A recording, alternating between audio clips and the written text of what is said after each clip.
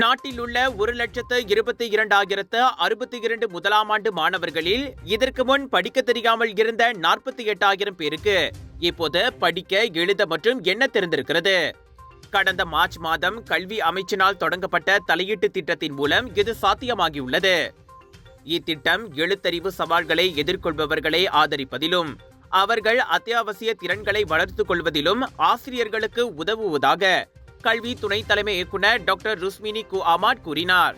இந்த 48,000 பேரால் இப்போது படிக்க, எழுத, எண்ண தெரிந்திருப்பதானது இத்திட்டத்தின் நேர்மறையான தாக்கத்திற்கு சான்று என அவர் கூறினார். கூடுதல் ஆதரவு தேவைப்படுபவர்கள் உள்ளிட்ட அனைத்து மாணவர்களுக்கும் சம வாய்ப்புகளை உறுதி செய்வதற்கான அமைச்சின் கடப்பாட்டையும் அவர் வலியுறுத்தினார்.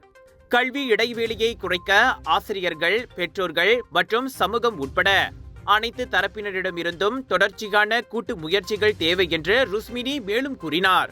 பெர்லிஸ் கங்காரில் மாநில அளவிலான அனாகிதா SPM 2025 திட்டம் தொடங்கப்பட்ட பிறகு செய்தியாளர்களிடம் அவர் இதனை தெரிவித்தார்.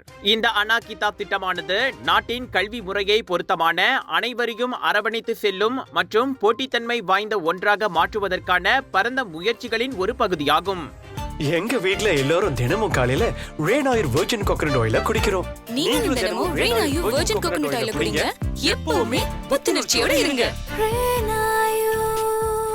ஒவ்வொரு பொழுதும் ரெயின் ஆயிலுடன் தொடங்குங்கள்.